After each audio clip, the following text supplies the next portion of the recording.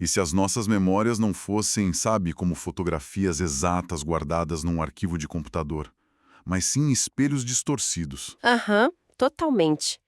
Criados pela nossa própria mente para proteger a gente da verdade, né? Exato. Hoje, nesse nosso mergulho profundo nas fontes, a gente vai abrir o roteiro de uma obra-prima absurda do dramaturgo Tennessee Williams, O Zoológico de Vidro. Nossa, essa peça é pesada.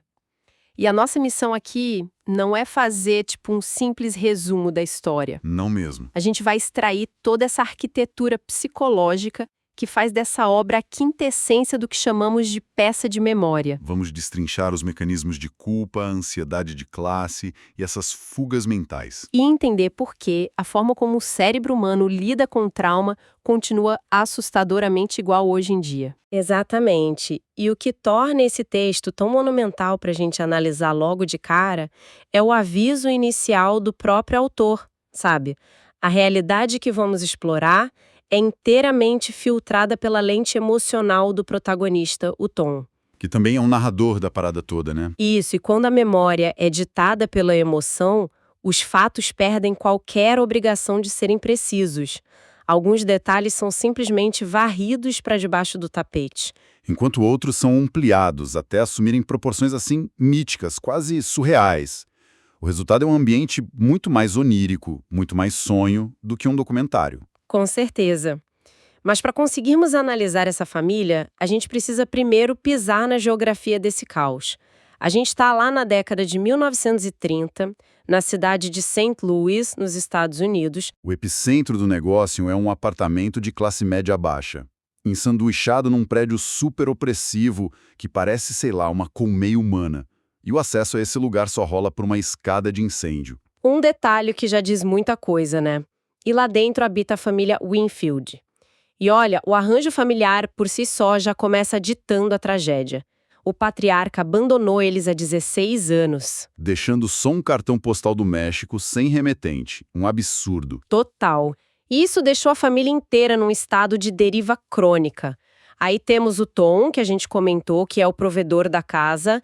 Ele tá acorrentado a um trabalho super maçante no armazém de sapatos. Sustentando a mãe e a irmã. Mas a mente do cara ferve com ambições literárias. Um desejo desesperado de sumir dali e se alistar na marinha mercante. Aham. E aí tem a mãe dele, a Amanda. Uma figura hiper complexa. Ela vive meio que como um fantasma do passado glorioso dela no sul dos Estados Unidos. Nossa, a conversa dela gira quase que exclusivamente em torno da juventude dela em Blue Mountain. Ela jura de pé junto que recebeu 17 pretendentes numa única tarde. Pois é, ela tá aterrorizada com a pobreza do presente e simplesmente se recusa a aceitar isso. E por último, a gente tem a irmã, a Laura. Uma jovem dolorosamente reclusa. Que tem uma leve deficiência física que faz ela mancar, certo? Isso. E o mundo lá fora é tão esmagador para Laura que ela encontra um refúgio absoluto no próprio quarto, cuidando de uma coleção de animais em miniatura, feitos de vidro. O que salta aos olhos nessa dinâmica, lendo as fontes, é que esse apartamento não funciona como um lar de jeito nenhum. É um ambiente de confinamento, uma verdadeira panela de pressão. Exato. A tensão financeira e emocional torna a convivência praticamente insustentável ali dentro. E justamente por ser um ambiente onde é quase impossível respirar, cada um dos três desenvolve uma engrenagem psicológica muito própria, né? Uma válvula de escape desesperada para não enlouquecer com a realidade. Nossa, sim. E a gente precisa desembalar a anatomia desse escapismo, porque isso diz muito sobre como lidamos com a frustração hoje em dia. Quem está ouvindo a gente com certeza vai se identificar. Com certeza. Pega o Tom, por exemplo. A fuga dele é literal, mas vem camuflada de lazer. Toda santa noite ele anuncia que vai ao cinema. E a gente percebe bem rápido que ele não é um cinéfilo apaixonado, longe disso. Pois é. O cinema não é entretenimento ali. É um anestésico, puro e simples. A escuridão da sala oferece ao Tom a ilusão de movimento. Muito bem colocado. Ele passa o dia encaixotando sapatos, que é tipo o símbolo máximo da mobilidade dos outros, da caminhada alheia, enquanto ele mesmo está totalmente paralisado. Aí ele vai para o cinema, consumir narrativas de aventura numa tela, porque a própria vida está estagnada. Ele terceiriza a ação, cara. assiste as outras pessoas terem uma vida vibrante porque não consegue ter a própria. E fazendo uma ponte com os dias de hoje, a atitude do Tom é o equivalente exato lá da década de 30 ao nosso famoso doom scrolling moderno. Nossa, verdade? Sabe aquele jovem adulto, preso num emprego sem perspectiva nenhuma de crescimento, Aham, que não tem esperança de comprar uma casa ou formar um patrimônio, aham. e que tenta lidar com essa exaustão passando horas infinitas rolando o feed das redes sociais. Ou maratonando, tipo, dezenas de episódios de uma série qualquer de uma vez só. Exatamente isso. É o consumo excessivo de realidades alternativas para anestesiar essa falta de controle sobre o próprio futuro. Se o Tom tivesse um smartphone, ele faria exatamente a mesma coisa. A necessidade humana de se dissociar de um presente doloroso não muda em nada, né? Só a tecnologia que vai se adaptando. Perfeito. E enquanto Tom foge geograficamente para a ficção, a mãe dele, a Amanda, foge para o passado. O escapismo dela é puramente temporal. O cérebro da Amanda simplesmente não consegue processar a humilhação do abandono e da miséria no tempo presente. Trava mesmo. Então, como mecanismo de defesa, ela passa a habitar a própria juventude. Ela não repete as histórias dos 17 pretendentes só por vaidade. É para convencer a si mesma de que ainda tem valor, sabe? De que um dia ela fez parte da elite. De que o mundo fez sentido em algum momento da vida dela. O que empurra a gente para a situação mais delicada dessa teia toda, que é a Laura. Porque, veja bem, o Tom tenta sair pela porta. A Amanda viaja no tempo. Mas a fuga da Laura é uma implosão. É um colapso inteiramente interno, né? Tem aquela cena onde a mãe, tentando garantir alguma autonomia financeira, usa o pouco dinheiro que tem para matricular a Laura numa escola de datilografia. E a ansiedade da Laura se torna tão extrema com isso que passa do campo mental para o físico. A ideia de ser testada, de ser avaliada num ambiente competitivo, causa um pânico tão profundo que ela literalmente vomita no chão da sala de aula. É angustiante de ler. É horrível.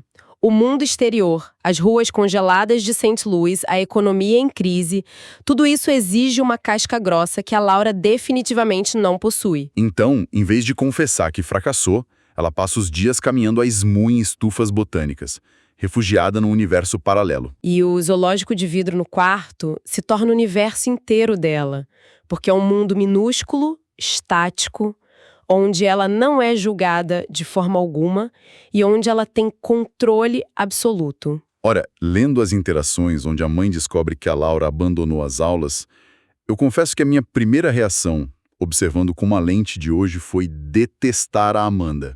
Não é difícil sentir raiva dela no primeiro momento. Ela soa como o arquétipo perfeito da figura tóxica, cara. Ela sufoca os filhos, impõe suas vontades, projeta neles expectativas mega irreais e exige uma submissão inquestionável. Dá muita vontade de rotular a Amanda como a grande vilã opressora da peça.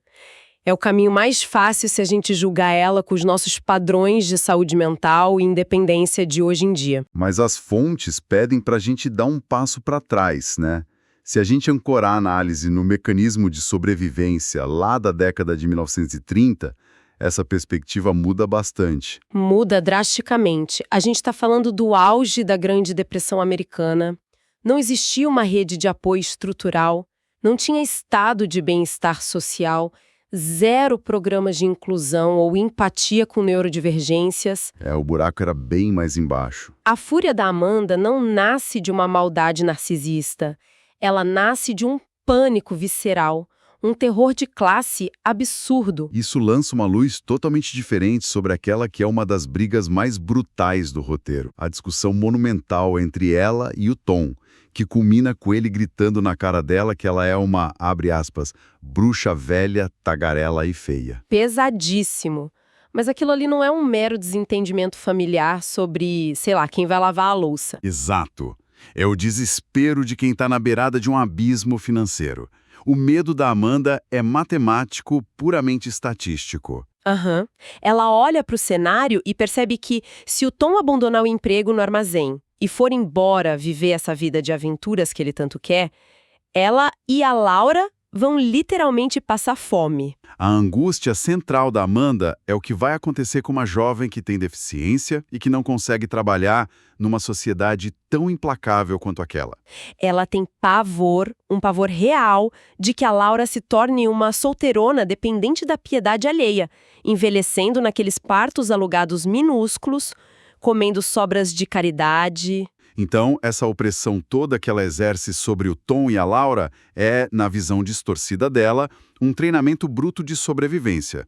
Ela atua como uma carcereira rígida, mas é a única que está vendo que o barco tem um furo gigante e está afundando. Enquanto os outros dois estão tentando não olhar para a água que está entrando. Mas, por outro lado, a tragédia do Tom é que ele está sacrificando a própria juventude por meros $65 ao mês. É revoltante também. Ele se sente como um refém, né? Pagando um resgate contínuo pela própria irmã. Sim, é uma tensão onde todo mundo ali tem suas justificativas, o que torna quase impossível ficar apontando dedos de forma simplista. E a genialidade do Tennessee Williams é que ele não confia só nos diálogos raivosos para transmitir essa sensação de estrangulamento, sabe? Ele eleva a tensão usando a estética, com metáforas físicas integradas no próprio cenário. Exato, a principal delas é justamente a forma como um apartamento se comunica com o mundo lá fora. A entrada do apartamento se dá por aquela escada de incêndio do beco. E o roteiro descreve que esse nome, escada de incêndio, carrega uma espécie de realidade poética. Aquela estrutura de ferro na janela não é só arquitetura. Ela é o símbolo de uma evacuação iminente. Perfeito. Porque o apartamento já está queimando com aquele fogo lento e invisível das frustrações da família, né? O Tom usa aquela plataforma para fumar, para olhar a lua, para ensaiar a fuga dele. É literalmente a fronteira de ferro entre a prisão asfixiante do dever familiar e o abismo desconhecido da liberdade. E bem do lado dessa estrutura de ferro super pesada que representa a fuga, a gente tem o contraste perfeito, que é o que dá nome à peça O Zoológico de Vidro. Que é a metáfora definitiva para a condição da Laura, né? Com certeza. O vidro é transparente, ele é belo, ele permite que a luz atravesse criando aquelas cores suprapoéticas, mas ele só existe sob uma condição de extrema vulnerabilidade. Qualquer menor choque físico já era estilhaço o material todo. O que espelha perfeitamente o estado mental da personagem. E aqui entra um aspecto muito particular da construção teatral dessa obra. Como o narrador, o Tom, usa a memória para forçar quem está assistindo a sentir essa vulnerabilidade de perto. O material destaca muito a iluminação e o som.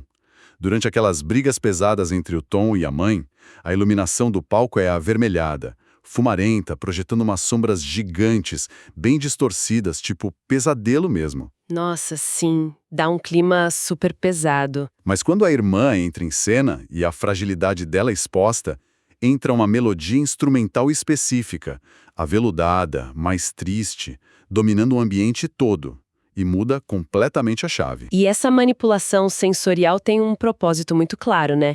Ela escancara que o Tom é o arquiteto daquela realidade que a gente está consumindo ali. Ele até confessa abertamente logo no início da peça.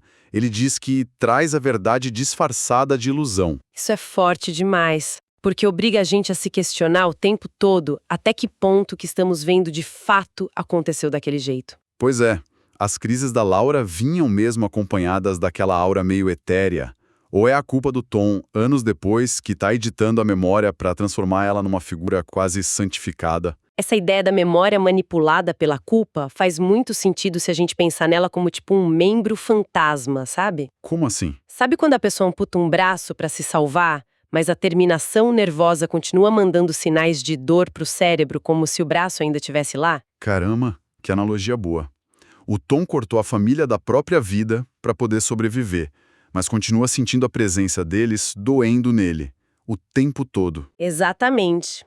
E o clímax absoluto dessa dor toda, o momento em que a ilusão finalmente sofre uma ruptura definitiva, é quando o mundo exterior finalmente invade o apartamento, na forma do chamado emissário da realidade. Toda aquela bolha que a família criou colapsa de vez quando eles recebem a visita do Jim O'Connor. Pressionado pelas cobranças histéricas da mãe para arranjar um pretendente para a irmã, o Tom convida esse colega do armazém para jantar em casa. E o perfil do Jim é tipo a antítese de todo mundo ali. Ele estuda engenharia de rádio à noite, ele pratica oratória, ele acredita fielmente na expansão corporativa e no progresso americano. Ele representa a marcha implacável do tempo, né? O cara não carrega passados gloriosos nem medos paralisantes. Ele é puro pragmatismo voltado para o futuro. Focado mesmo. E a entrada desse pragmatismo puro numa casa que sobrevive à base de fantasias é igual jogar oxigênio puro no ambiente que está hermeticamente fechado e pegando fogo. A combustão é inevitável. E as circunstâncias desse encontro têm uma ironia dramática belíssima. O jantar acontece à meia luz, não porque a Amanda quer criar, sei lá, um clima romântico de propósito. Não mesmo, longe disso. Acontece porque o Tom secretamente usou o dinheiro de pagar a conta de luz para pagar a própria inscrição no Sindicato dos Marinheiros. Ele já está financiando a fuga pelas costas de todo mundo. O que força todo mundo a baixar as guardas. Naquela escuridão iluminada só por velas, o Jim e a Laura sentam no chão do lado da coleção de animais de vidro. E o Jim lembra dela do colégio e começa a tentar oxigenar aquele isolamento dela. Ele adota uma postura muito parecida com a de um tipo mentor de autoajuda, sabe? Ele avalia o comportamento dela ali na hora e diagnostica a Laura com um severo complexo de inferioridade. E ele trata o medo paralisante dela como se fosse só um problema de atitude. Algo que poderia ser resolvido com força de vontade pura e simples. Ele até lembra do apelido que tinha dado para ela no passado, Rosas Azuis. E o mais chocante é que essa lógica super prática dele tem um efeito imediato. Ele não julga os animais de vidro, ele demonstra interesse genuíno, e pela primeira vez no texto inteiro, a Laura desabrocha. Sim, ela finalmente sorri, ela conversa de igual para igual com alguém. Mas a gravidade da realidade logo vem cobrar o preço, né? Animado por uma música que toca lá longe, o Jim convida a Laura para dançar, e aí rola a colisão física. No meio daquele movimento todo desajeitado, o pragmatismo dinâmico esbarra de frente com a mesa que abriga a fragilidade. O unicórnio de vidro, a peça que a Laura mais ama, cai no chão e o chifre dele quebra. O unicórnio era a representação perfeita da própria Laura, cara. Uma criatura mítica que não pertence ao mundo dos cavalos comuns. Solitária na própria diferença dela. E o mais doloroso é a reação dela. Quando o chifre se parte, a Laura tenta se proteger racionalizando a perda. Ela fala que agora o unicórnio é como os outros cavalos normais, que ele pode conviver no pasto sem se sentir uma aberração. É pesado. O que ela está dizendo, na verdade, é talvez a perda dessa magia toda seja o preço necessário para conseguir pertencer ao mundo real. E por um segundo parece que dá certo. O Jim consegue fazê-la sentir que a diferença não é uma condenação perpétua, culminando no momento em que ele beija ela. O auge da validação pessoal para Laura. Mas a gente não pode esquecer o Jim é o emissário do mundo real. E o mundo real não tem espaço para milagres instantâneos. Quase que imediatamente após o beijo, ele recua. Ele confessa, todo estabanado, que não deveria ter feito aquilo. Porque ele é noivo, tá comprometido, vai casar em breve. E não vai voltar mais lá no apartamento. A ilusão de normalidade da Laura dura tipo o quê? Alguns minutos. A quebra do unicórnio não normalizou o cenário para ela coisa nenhuma. A quebra esmagou de vez a única barreira mágica que protegia ela do mundo. Exato. O oxigênio que o Jim trouxe foi rápido demais. E essa intervenção carbonizou as poucas defesas que a Laura tinha construído. E sabe, o Jim não é maldoso. Não, de forma alguma. Ele é só a vida acontecendo lá fora, no ritmo normal de uma metrópole. Mas esse ritmo lá fora soa como a passagem de um trator no ecossistema super frágil da família Wingfield. E a devastação que fica depois que o Jim vai embora varre de vez as últimas esperanças da Amanda. A ilusão salvadora do casamento desaparece no ar, deixando ela cara a cara com o abismo financeiro de novo. Ela surta, grita com um tom, joga a culpa inteira do desastre em cima dele, chama ele de egoísta sonhador. E é justamente esse colapso definitivo que dá o empurrão final para o Tom abandonar o navio. A saída tempestuosa dele pela escada de incêndio concretiza aquela fuga física que ele ensaiou a peça inteira. Mas, como as fontes apontam, o texto não entrega uma libertação catártica feliz, né? Longe disso. O monólogo de encerramento do Tom mostra que pagar a dívida da liberdade usando a moeda do abandono tem um custo altíssimo. Um custo que não acaba. Ele nos conta que desceu a escada para nunca mais voltar. que virou o marinheiro que sempre quis ser, que viajou o mundo todo. Trocou de cidades como se estivesse jogando fora folhas secas pelo caminho, né? Mas a fuga foi uma baita falácia, porque o espaço geográfico não anula a prisão mental de jeito nenhum. É a constatação mais triste da peça. Ele explica que, por mais distante que ele vá, se ele caminha numa rua desconhecida e olha o reflexo numa vitrine, ou se escuta um pedaço de uma música familiar, a mente joga ele de volta para St. Louis na mesma hora. A sombra da irmã se projeta em cima dele, não importa onde ele vá. É a culpa do sobrevivente na sua forma mais cruel e nua. O corpo viajou o mundo inteiro, mas emocionalmente uma parte muito profunda dele continuou encolhida no último degrau daquela escada de incêndio, vendo o apartamento queimar lentamente, sem poder fazer nada. E aí aquele tom poético de peça de memória revela a função mais sombria dele. O que a gente testemunhou essas horas todas não foi o relato de um aventureiro recordando a origem humilde com orgulho. Foi o lamento cíclico de um homem que está preso para sempre no próprio purgatório mental. Tennessee Williams amarra a poética visual da ilusão com as realidades mais duras possíveis. Sacrifício financeiro, a angústia da pobreza, o alto custo da autonomia. O fechamento da obra aponta para isso, não dá para quebrar o vidro sem cortar as próprias mãos no processo. É uma constatação dura, mas incrivelmente real mesmo décadas depois. E é justamente com a força perturbadora desses cortes invisíveis que quero deixar quem nos escuta refletindo. A ilusão raramente consegue proteger a gente para sempre dos pedaços de realidade que tentamos esconder debaixo do tapete. Fica o questionamento para a gente levar para a vida. Quais são os zoológicos de vidro que nós estamos construindo diligentemente agora mesmo nas nossas próprias vidas? Que redomas ilusórias, tipo um perfil perfeitamente filtrado nas redes, ou a tolerância cega a uma rotina de exaustão absurda? Quais ilusões estamos defendendo a todo custo?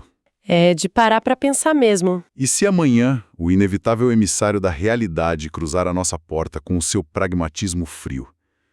Será que a nossa identidade sobreviveria ao som dos estilhaços? Talvez o vidro embaçado das memórias que escolhemos carregar não esteja lá apenas para disfarçar o que nós fomos, mas para atrasar o relógio de quem tememos nos tornar. Fica aí a reflexão.